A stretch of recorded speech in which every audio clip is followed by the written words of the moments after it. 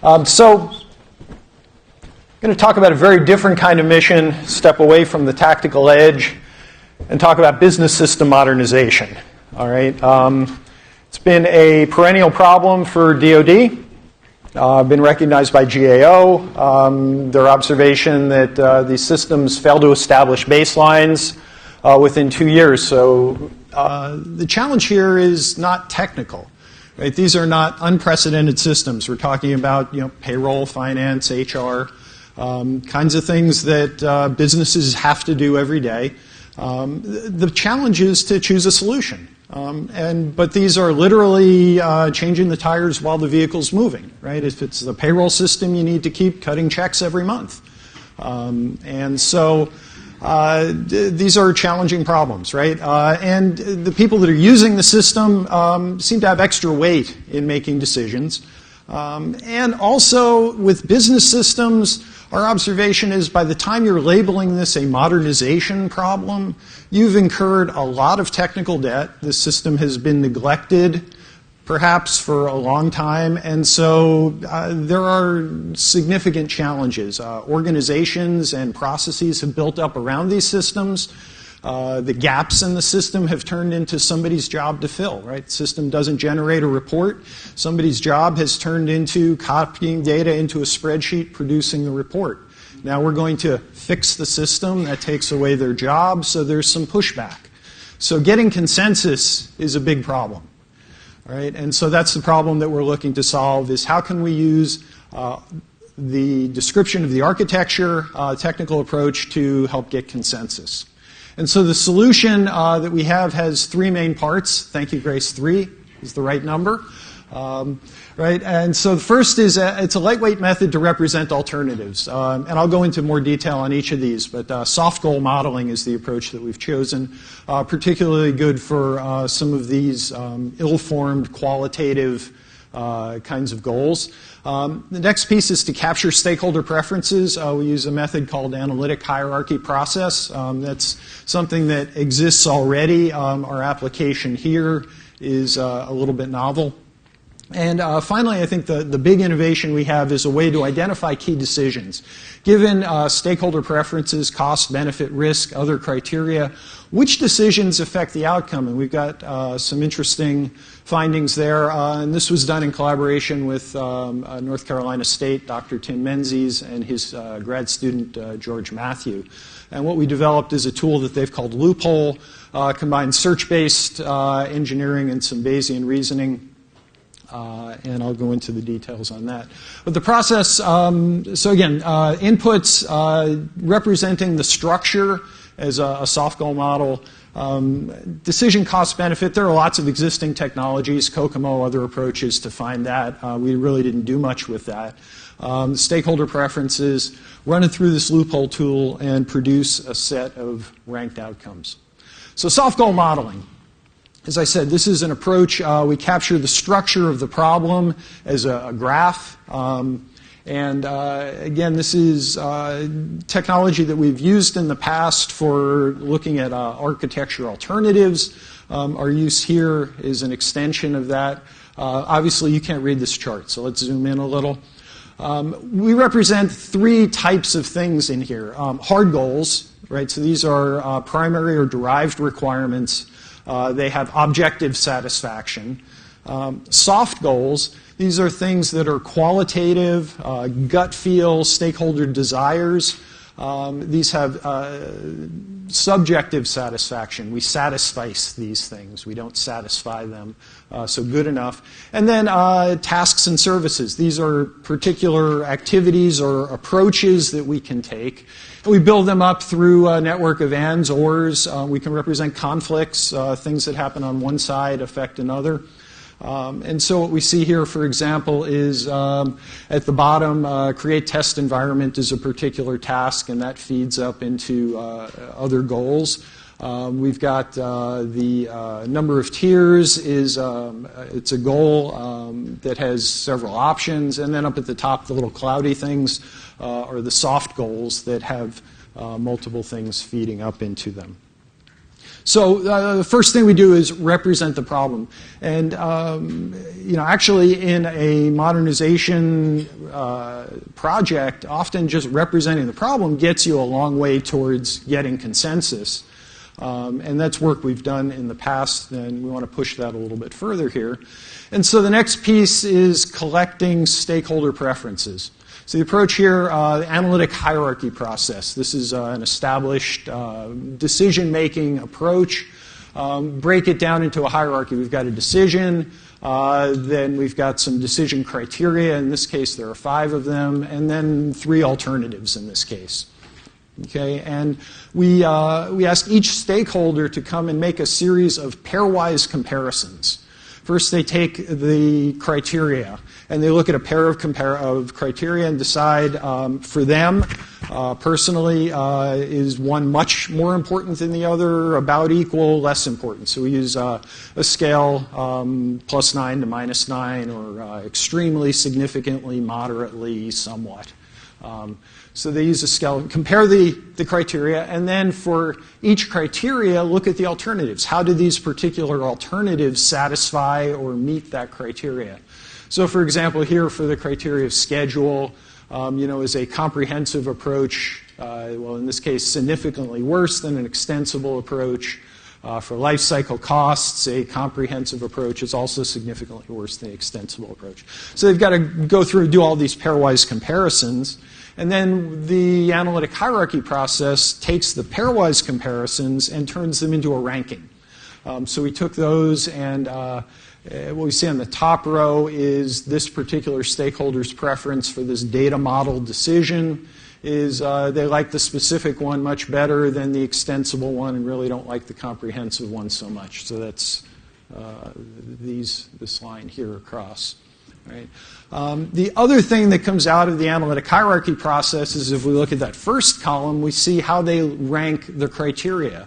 So this particular stakeholder said, well, the business issues are much more important than, or about the same as schedule, more important than overall risk, and some of the other things, interestingly, security, very low priority. Okay. The other piece that we get out of this, and one of the issues that we're still working through, is this transitive consistency of pairwise comparisons. So if the stakeholder says, I like A better than B, and I like B better than C, but I like C better than A, so circular reasoning, that's this consistency metric. And ideally, we want to see that around 10%. That's reasonable, 10 to 15%. The particular tool we're using flags anything more than 10. And here we saw a number of cases where the consistency was getting unacceptably high. We think that's because, in this case, for example, life cycle cost, the stakeholder doesn't think that's a very important criteria. So if they think the criteria is not important, they're maybe not going to have good differentiation of the alternatives. So that's an area that we need to do a little bit of future work on. So we model the problem, capture stakeholder preferences, and this process for the model that we were just looking at took about 20 minutes, 20 to 30 minutes for stakeholders to go through and make all the comparisons. Reasonable time investment for them. And then that gets us to the processing part of this, the loophole tool. So this is a tool that uses differential evolution as a search mechanism. So what we're going to do is search through all of the possible alternatives using the goodness criteria, minimize cost, maximize benefit, and satisfy stakeholder preferences. And we can also bring in other criteria, risk and other things. So we're trying to go and maximize benefit, minimize cost, and so we go and search through this using the differential evolution, run a number of iterations of that, and then use Bayesian inference to rank which decisions appear in the best outcomes. So we run a number of trials. Some of them produce good outcomes, some produce bad. take the trials that produce good outcomes and look at the Bayesian inference of which decisions contribute or appear to contribute to the best outcomes. And what we find, and then we rank based on the Bayesian support. And so what we found here for this particular model was there are 3 decisions that once you choose them, the rest just don't matter. They don't affect the cost and don't affect the benefit. And we've run this on a number of different types of models of different sizes, and we find that in all the cases we've looked at, there have been a relatively small number of decisions that matter. We've labeled these the key decisions, that once you lock these in, the rest of it, on the average, just doesn't affect the cost, benefit, risk, whatever of your program. Okay. And so what we're showing here is we have minimized the cost, maximized the benefit, and the red line IQR interquartile range is it's a variance measure. Okay. The other interesting thing is that these key decisions, the 3 decisions that are important here, are not immediately obvious in the structure of the problem, right? So going back to our Softgoal model, the ones highlighted here are the ones that matter. So they're not the ones at the top. They're not necessarily the ones at the very bottom. And as we looked at different models, they appeared in different places. So this isn't something that you can look at the structure of the model and say, well, this one's going to be important and this one isn't. It was only after running through the search tool that we found this. The other innovation here is that this differential evolution search approach is high performance. So in the past, the way this has been solved is exhaustive search. And that tends to blow up after it's an exponential runtime, and after 15 or 20 decisions, it just becomes intractable and unsolvable. So this is typically done running using a SAT solver to find the best solution and just iterating those. So we're looking at a number of models here. The one at the bottom is the one I've been showing you, this AOWS model, 53 nodes. Our collaborators have run this on much, much larger models. And we find that the run times are ranging, this one 10 seconds. This is running on a laptop, right? Ranging up to a few minutes. And so really the key thing here is if we think about, what are we trying to do? Go back to our original problem. We're trying to help projects make decisions better and faster. All of this technology is the kind of thing that in the course of a half-day meeting or a one-day workshop, you can go through and run this in real time. So I've called it real time. Real time's relative. For people making business decisions, finishing something up in a couple minutes is real time. So this is able to support collaborative decision making. So that was our results for this year. Our future work, we really want to pilot this in an ongoing project. The results that I've showed you involved using some proxies, people at the SEI that had worked on projects on this particular project to step in the place of the real stakeholders. So trying it out with a real project. This consistency ranking, we've got to do some initial investigation. And just looking at some other less technical things, so maybe collaborating with some business school type people to look at the preference mapping across stakeholders and how that may be able to contribute to building consensus, right? Because the challenge that we've seen over and over with these modernization projects is you need the stakeholders to get on board.